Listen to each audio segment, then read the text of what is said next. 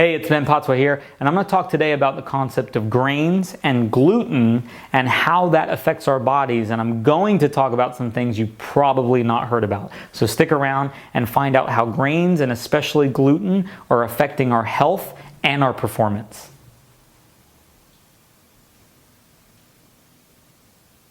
All right, so something that you've probably heard about is gluten or gluten intolerances, gluten allergies, and what is that? You might even know that gluten is correlated to wheat.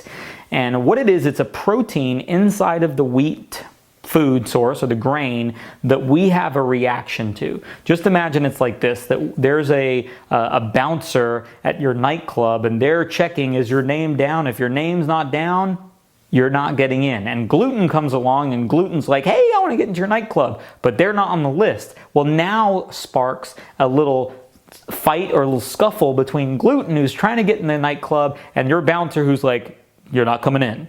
Well, that's the same thing that happens in our gut. Gluten, for most people, especially today with the way that gluten is processed, heavily toxic in terms of pesticides and the way we farm today, the gluten is having such a reaction in your gut that it's causing inflammation, irritation, and it's affecting the way that we can absorb the nutrients and the enzymes that happen in our gut.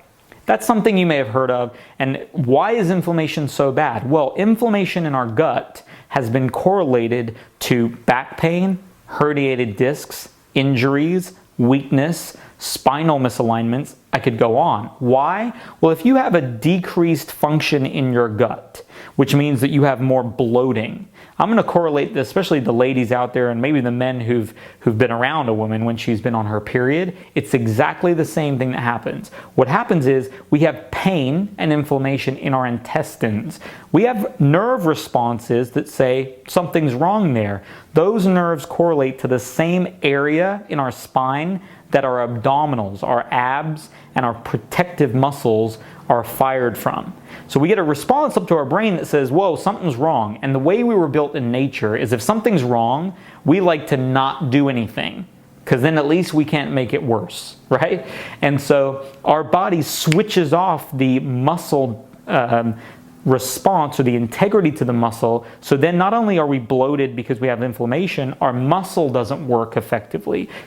Now our belly sticks out, and it can stick out pretty huge if you've had more of a reaction in inflammation.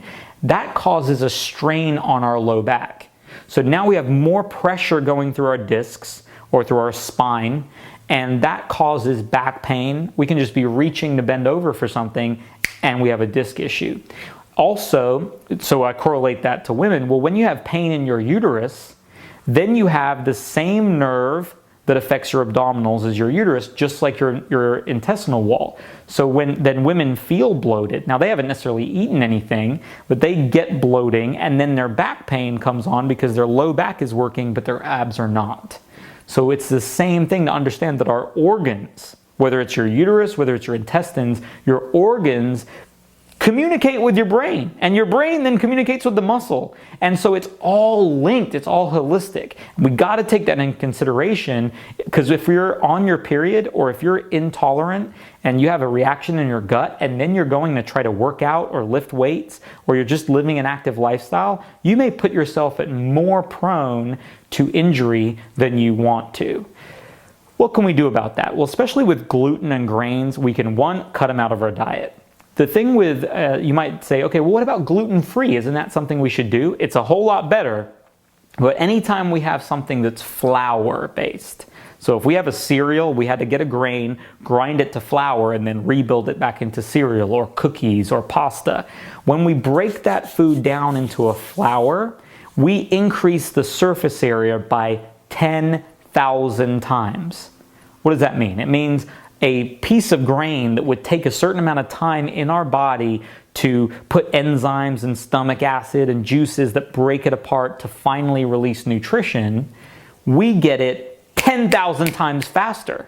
So that creates such a huge spike in insulin and you're going to hear a lot about that hormone insulin, that we get such a reaction that it leads to things like metabolic syndrome, where our body doesn't react to it in the right way, and that leads to diabetes.